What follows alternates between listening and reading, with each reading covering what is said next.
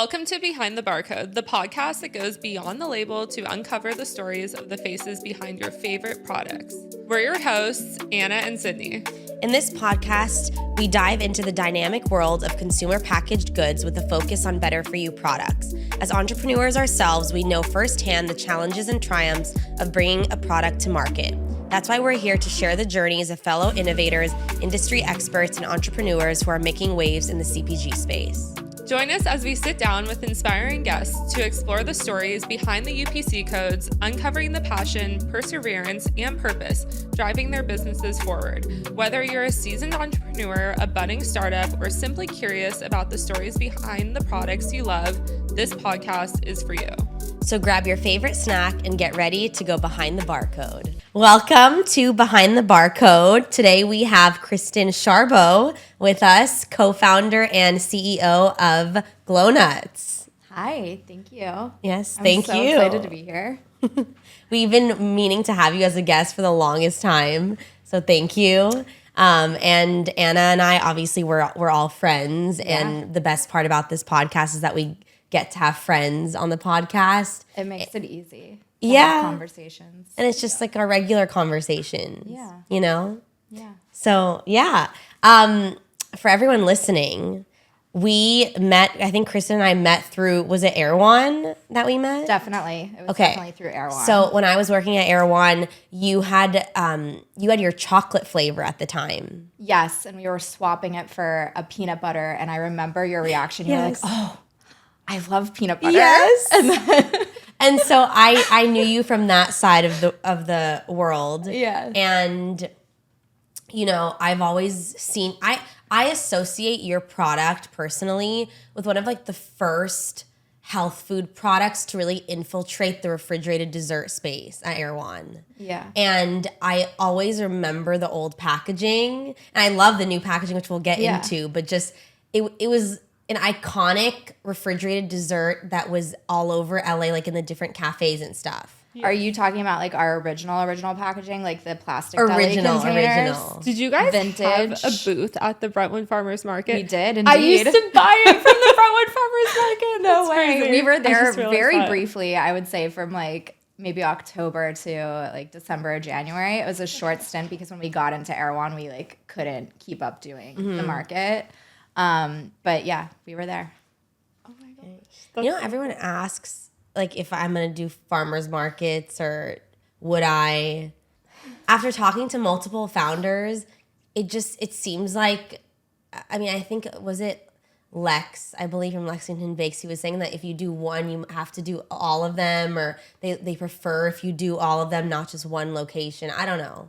I think it can be a really great place to launch a product in a particular area, because you get familiar with your customer. You learn a lot at a farmer's market. You know, when we were at Brentwood, we had 6 different flavors.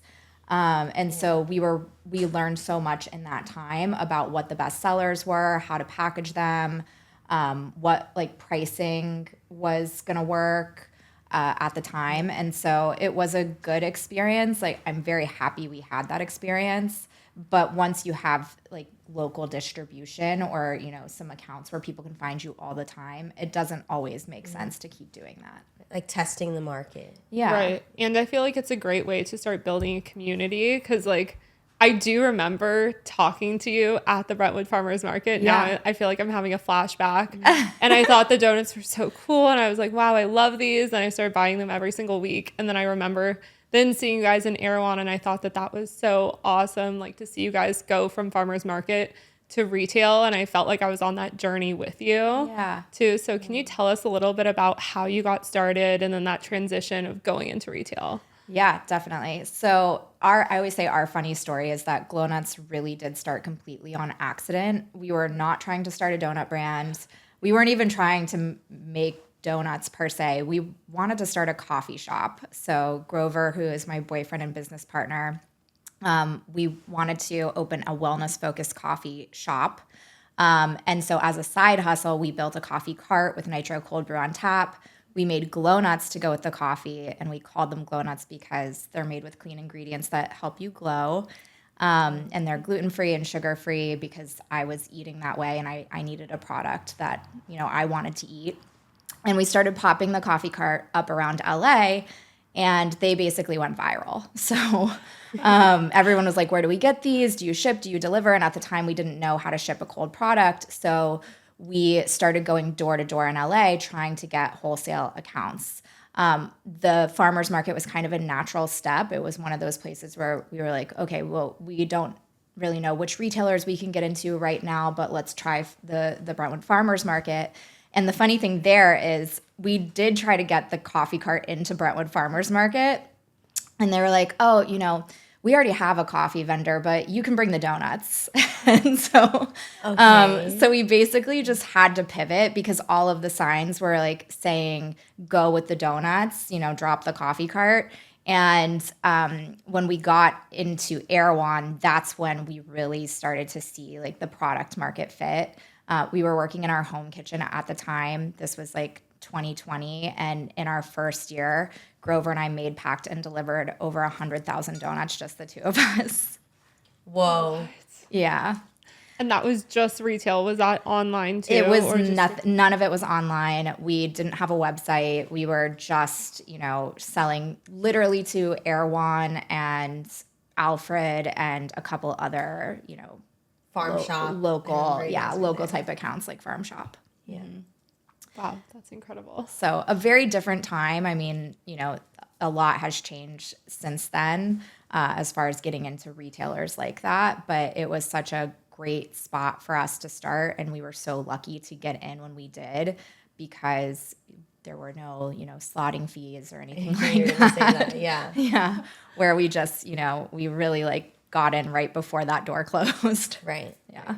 How did you develop this donut? Like, even before, it was the product that it is now. Yeah. Like, even for the coffee cart, how did you think to make this? Okay, so part of my story is that I have polycystic ovarian syndrome, like you. Yes. It is a hormone imbalance. It comes with insulin resistance. And when I was 22, I had a football-sized cyst on my ovary. It had to be removed along with my ovary. And when I was in the hospital, I was asking the doctors, how do I make sure this never happens again? They just said, well, you just stay on birth control. That's all you can do. And at the time, it didn't really click. It seemed odd to me that like I should just keep doing the same things I've been doing. But it didn't really start to click until later. I actually had a weight issue my whole life. I was over 220 pounds when I was in my 20s. And I finally was just like, I need to do something. I started researching, like, what can I do to, improve my health? And I started eating a whole foods diet. And I've always loved food. I come from an Italian family. And so it was always the center of, our conversations, our holidays. And so it's always been a very special thing to me. And I wasn't really willing to give up food and the passion of it. So I started to learn how to create some of my favorite things, but in a better format or a better version of it for me. So that's really what we were trying to do with Glonuts when we made them for the coffee cart. I think also sugar was something that was something I craved all the time.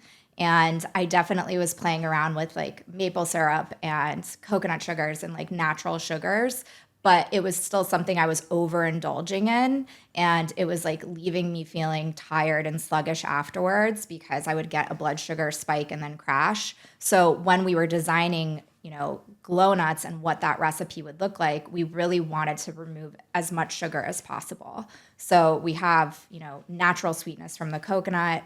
That's kind of the primary basis of our product. And then we do sweeten with a little bit of monk fruit sweetener, which includes 2 grams of erythritol. And it's a small amount that is just there to enhance and give the experience of having a powdered donut. That's so cool because I feel like there's not very many low sugar desserts that aren't that actually taste super artificial. Yours tastes, it doesn't taste artificial. That's what I'm trying to say. Yeah. Is it doesn't taste artificial, and that's rare to find because it's one extreme or the other. And usually the ones that are like really artificial also don't have very clean ingredients. Yep. And so I'm like, I think they're just following like the keto diet and like buying all of like the artificial preservative filled keto products, whereas yours is actually like a clean product. Yeah, I think that it really comes down to the amount. I think, sweeteners in general tend to be overused. And when they're overused, they can, have not great side effects.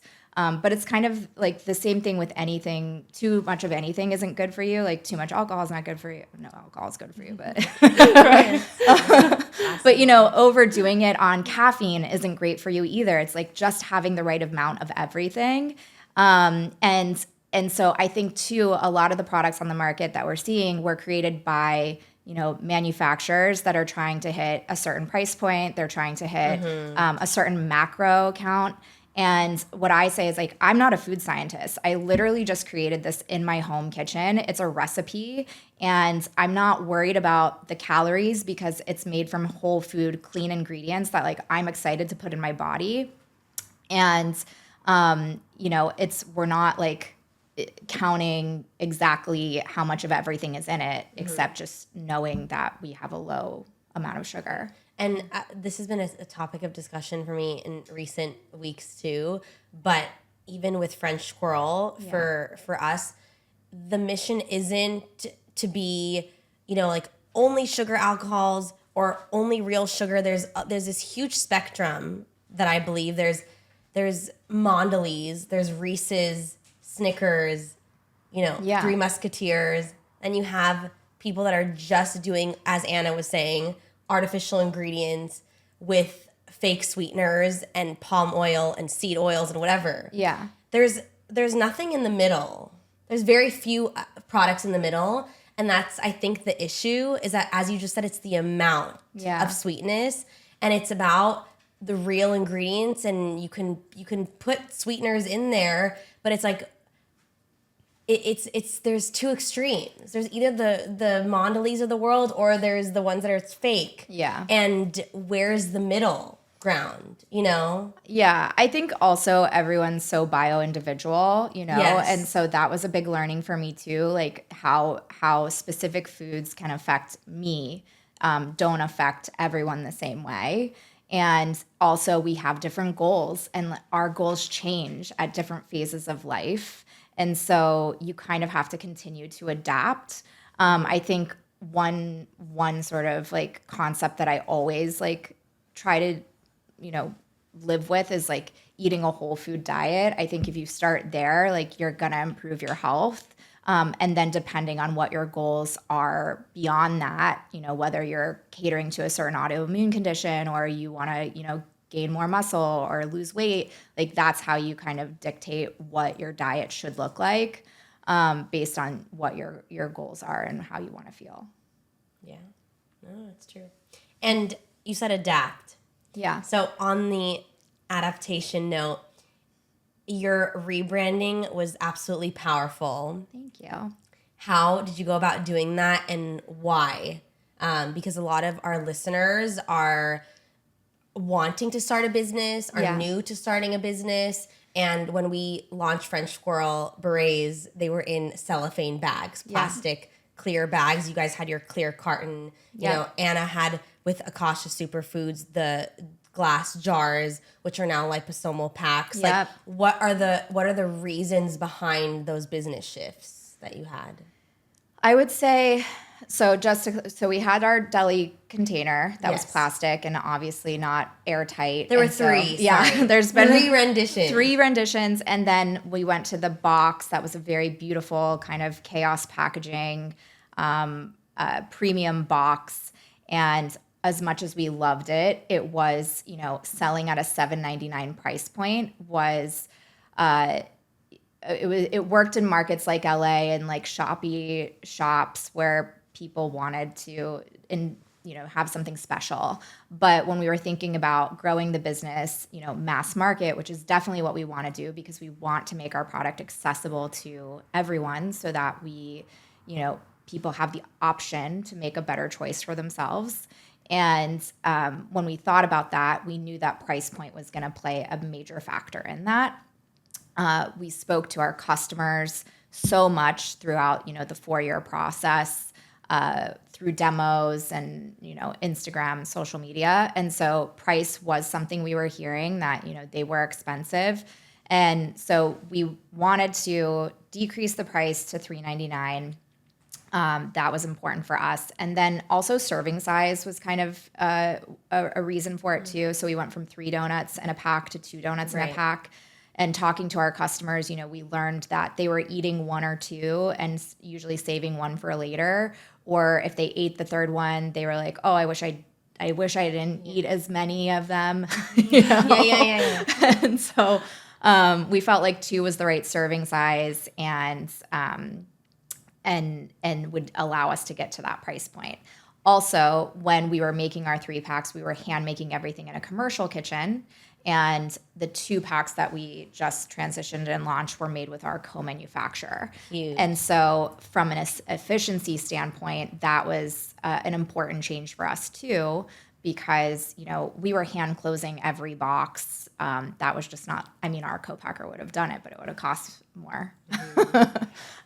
So that had So now they're flow wrapped. So they were always flow wrapped inside the box, but then they needed to be tucked into the box and closed. And now they're just flow wrapped and then put into their cases. And the Great. flow And then wrapper's there's the branded. tray, There is a little tray inside as well. Okay. Yes. So for everyone listening, there are different types of packaging, and there's like stand-up pouches, and then there's the heat seal. But then with the flow wrap, it's much more rapid, and it's also there's a decrease in price because of less material and stuff like that. But how did retailers feel about the switch? Was this? We were hitting roadblocks with the $7.99 price point. So when we started to talk to retailers about this transition from $7.99 to $3.99, it was, very welcome, a very welcome change from mass retail. So I think we also just scaled our 2 best flavors. Snickerdoodle and powdered were the most popular. They sold the most. And so we went with the 2 best sellers as we scaled, and now we can build out from there. And so that was also something that, retailers are excited. So you had chocolate and peanut butter before, but now you have And these 2 matcha. And matcha. Yeah. Okay. I feel like that's like a pattern. Like sometimes you have to like scale down to scale up. 100%. I say that all the time. Yes. Same here. We're discontinuing our sunflower berets. No. Yeah, it's not. And it's tough because people will, we always say our matcha lovers were like the most vocal. They were constantly sharing and like talking about how they loved it. It was their favorite flavor. But then when you would look at the numbers on the shelf, you would be like, but Snickerdoodle and powdered are selling so much more. So it's like going from the data, totally, because it's what you just said. Even for French Squirrel, the sunflower beret customers were the most vocal. Thank you so much for making an allergy-friendly product. Thank you so much for making something with ashwagandha. Like, this is so cool. And you would think it almost gave this false appearance of sales, because you think you have the inbound of messages from all these amazing customers, which are so great to receive. Then you look at the numbers and you look at the data, and it's literally, it was half the amount of peanut butter and almond butter berets that we sold. Yeah. And then it's like when you're investing in ingredients and packaging, it ends up not being worth it. And what started out as a passion for me, it's like it's a business. And in order to continue the growth, you have to make decisions. You have to make a lot of hard decisions. Yeah. We had to do that too I think that's when we initially spoke. We were leaving behind our chocolate dipped flavor that we had made in our home kitchen, and not because it wasn't selling, it was selling amazingly. But it was just operationally too hard for us to make when we moved into our commercial kitchen because the way it was made. And so we had to kill that SKU and like bring in some other experimental flavors. Focusing on, how I think like, how are you going to make it? How are you going to make the most of something? And when there are certain, when certain SKUs have characteristics that don't kind of scale, you have to take a hard look at that and say, is it worth, carrying on? Right. So how did you go from, how did you find a co-packer, co-manufacturer for your product? Because it is a very specialty product. And I'm sure there's so many people that are also wondering how you eventually found the correct partner. Yeah, it's definitely the hardest thing we've done so far. And it took us a really long time to find the right partner. So long that there were times where I was like, I don't even know if this is going to happen. And that was probably my rock bottom moment. But luckily we did find them. I think what's so hard for emerging brands, you have a little bit of traction and you start trying to find a co-packer, but they still have, minimums that they need you to meet to make their business make sense. And so you really have to sell them on your vision and, make sure that they believe that you can grow into a really big business for them, assuming that they even have time for you on the line.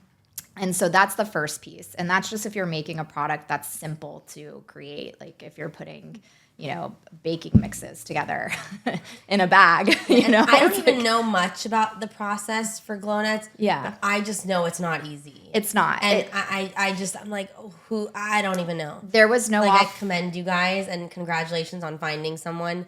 Because it's a big deal. The hole in the middle, I'm like, oh yeah. I don't know. I was thinking about that. There was no off the shelf solution for us, and so that was the hardest thing. Is we really had to take the initiative to figure out what does this look like at scale, like what type of line can create this product, and we're two people that have no experience in the food and beverage business and the manufacturing business. We were starting with zero knowledge. And so we just kind of scrambled together, like whatever we could. We would call founders, we would call manufacturers in the LA area, ask them about, their equipment, tell them what we were doing.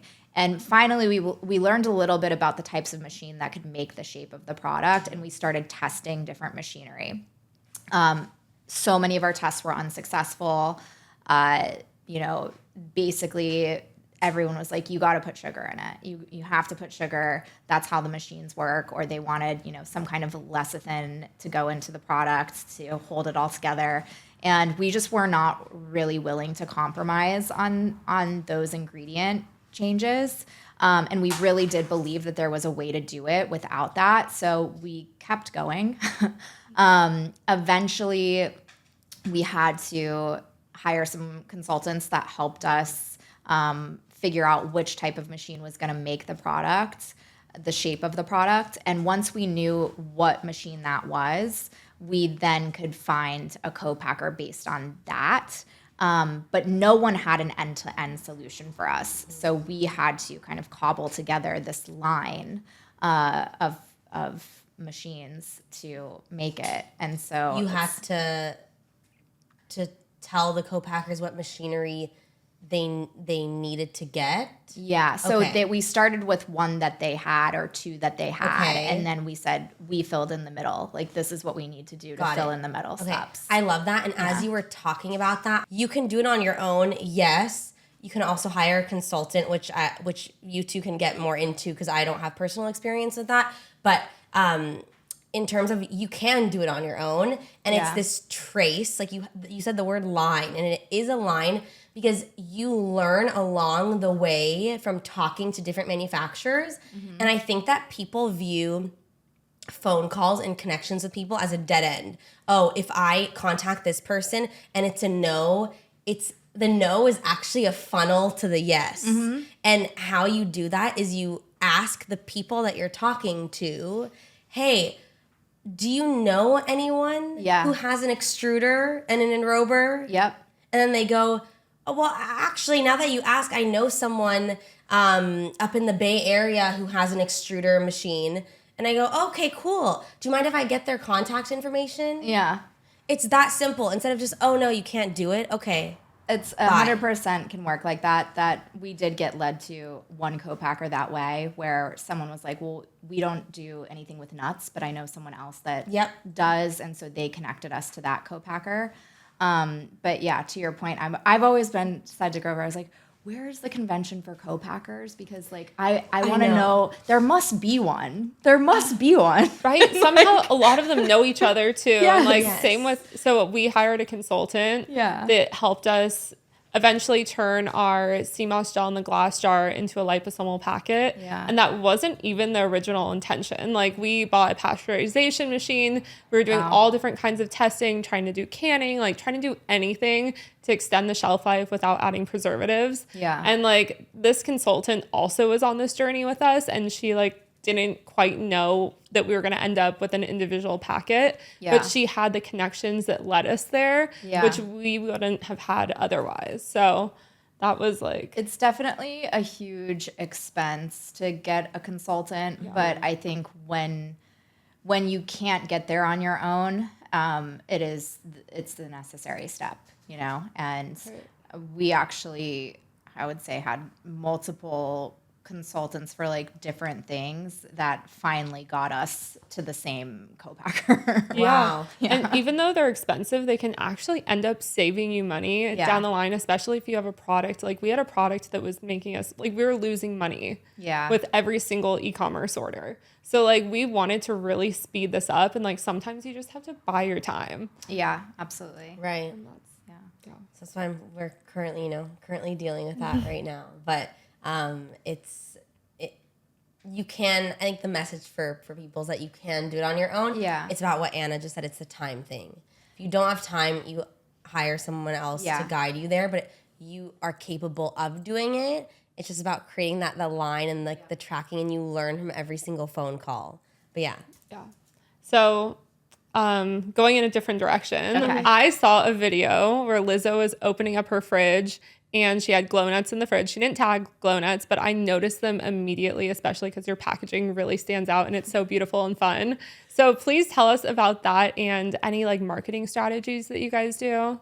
I wish there was a strategy. And we have to talk about highs and glows. Highs and glows. I meant to add that in as an asterisk. I will say, okay, so our marketing strategy is to be authentic and transparent, but then also to be where our customer is. We've never really spent any money on digital marketing. We have never paid anybody to talk about our product. And I'm not saying that like we wouldn't do those things down the road. It was just we had a supply problem. So we were never trying to like lean into sales or virality because we couldn't supply the demand that we had. So how those things were happening, and they were really exciting for us when they did. We didn't know that they were going to happen. We didn't even know we were in Lizzo's fridge until somebody sent it to us. But I think it's just being in the right doors. So we were in places where they were shopping, like Erewhon and Alfred. Obviously being in LA lends itself to that. And then at kind of the core, like we created a really differentiated product that solved a problem for people. It was nostalgic. It was familiar. It was something that had been off the table for so long. And, you know, we put it in a really fun package, which traditionally health foods are not. They're usually in, you know, kind of boring packaging. And so we wanted to lead with fun and colorful vibrancy. And I think like the name Glonuts too, which is like slightly aspirational, but also like kind of silly. It's such a great name. You know, it's all of that combined, like just kind of made the recipe for people to pick it up. So Lizzo's fridge, we were in Hailey Bieber's fridge, which even got picked up by People magazine. You can barely see us, but like if you know Glonuts, you can tell that they're Glonuts. Amazing. That's so cool. Yeah. So, and it feels like it's not you, but it's the product, and you're just like, oh my god, like you're freaking out because celebrity. I mean, it's a weird feeling because it's like it's the thing that you made. Yeah. Do you know what I mean? Oh, 100%. It is the weirdest feeling, and like I think that's the cool thing about food brands in general is like everyone can really like connect and relate on food brands. So it is kind of the one area where like so many people that you like love and respect around the world could be enjoying your product and you may never even know about it. But I really love that. Yeah. I love that piece. And Highs and Glows, how did you start that series On Instagram and TikTok? You do both, right? Yes, we don't put highs and glows on TikTok, Okay. but we do both.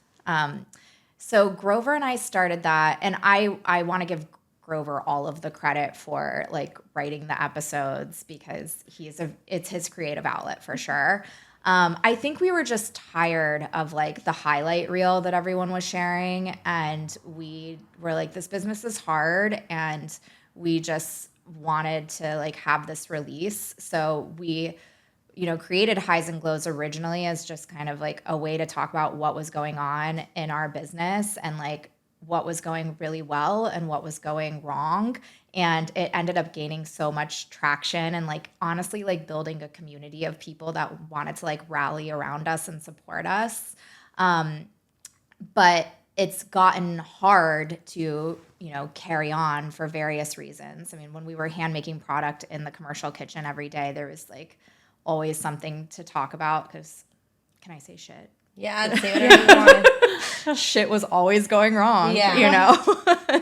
Yeah. And so there was like a lot of material, and now it's like, we're like, oh, is the material as like fun and interesting to people? I don't know, but maybe. And you can't shit on your co-packers. Yeah, you have to be careful. You have to be careful of what you say about you do. All of your vendors and your partners and so there should be, maybe we should start an OnlyFans for that stuff. But oh, it's so good.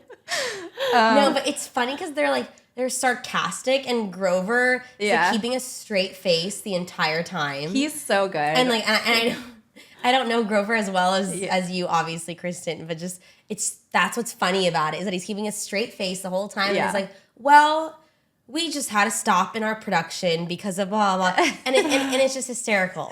But actually, though, like on the real, people want to know about the challenging parts of the business. Yeah. And so what would you tell someone who wanted to create a product like this or similar? What did you need to know that you know now? Well, when you were first starting? I do wish we had documented the journey from day one, and we weren't doing that publicly. Jake from Midday Squares always talks about building in public, and I think both of you do a great job of that. And I think that is something that I wish we had started when we were in our home kitchen and kind of like built along the way. And I think that's something easy that anyone starting out can do. And it's a very unique to them and interesting story to follow and a great way to build community that way. So now even the younger generation, we were just talking about generations, but even below us, they're already doing more than we just did. Like, thank you for the compliment. But even now, not thank you for the compliment, but thank you for the compliment. And a couple founders that Anna and I know are already posting it before even launching. Like, come build a salad dressing company with me. Yep. Come build a pickle company with me. Like, it's so crazy. The needle keeps getting pushed back more and more of how early on people are sharing what they're doing. Yeah. And it depends on it, and it's a vulnerable thing. And I've spoken about this before on the podcast too. Like, my parents' generation, they don't get that. Mm-hmm. Why would you release something on how you're building this before you even put it out into the world? Yeah, I mean, it's a scary thing too, because when you put something out there, you do kind of fear, like, especially if you're small, will somebody replicate or try to replicate what we're doing that has the means to do it faster. So that's always a fear. But I think when you're doing it that early and you can show authenticity and like the why, people are getting behind you and not just the product or the brand. I think, it really depends on the business of like what the advice would be. But I think if I could kind of simplify it, I guess, starting small and just like getting feedback from friends and family, and like maybe even doing a farmer's market with your product is a great way to start, because that initial feedback is so important. I think if you have a vision of like being in retail, understanding what category you want to be in and what do the products in that category look like, what are they priced at, how are they packaged, like understanding all of that is really important, because when we were starting, we weren't trying to start a donut business. And so we didn't think at all about that. We just kind of were going with whatever we could at the time. And that's why we've had to iterate on our packaging, you know, and price point a couple times. So the more you can like learn ahead of that and, you know where you want to land, the better. It's kind of like, I always envy people that like wanted to be doctors in elementary school because, you know, you had such a clear path. So I think like having a clear path is really helpful, but that's not always the case. But if you do know you want to start, I think that's a good place to start. And then just trying to get to a manufacturer as soon as possible. And I would not recommend going to a commercial kitchen and trying to self-manufacture. No, there's the ticket. That's great. That's the ticket. That's what you want to hear. Yeah, I would not recommend it. I know it's necessary sometimes, but I would not. I would try to avoid that at all costs if you can. I mean, it's a time suck. It's a time suck. It's a money suck. I mean, our commercial kitchen was financially draining us because it was so expensive. The overhead was so expensive. It's also a waste of your talents. It is. Like, the time should be spent doing what you do best, which is marketing Glonuts. Exactly. And leave the experts to do the things that they're supposed to be doing or that want to be doing. Like experts in shipping, experts in manufacturing. Like that's their niche. Yeah. Right? There's that saying like, you're working in the business and not on the business. It's like we worked in the business for far too long instead of like working on the business and getting it, to be bigger and grow, faster and more efficiently.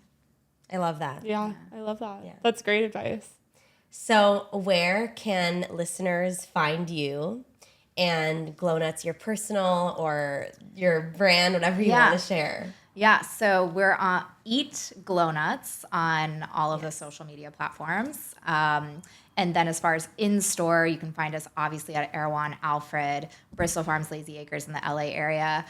In Texas, we're in Central Markets. In New York, we just launched a few months ago with a distributor. So we're in a lot of the bodegas. You can stumble upon Glonuts in a lot of places in the Northeast right now, but ShopRite, Key Foods, Citarella, locations like that. And then if you're anywhere else, you can buy online, direct to consumer, and check out our store locator to find out what stores are closest to you. Beautiful. Amazing. Thank you, Kristin. Thank you. Thank you guys for having me. Yes.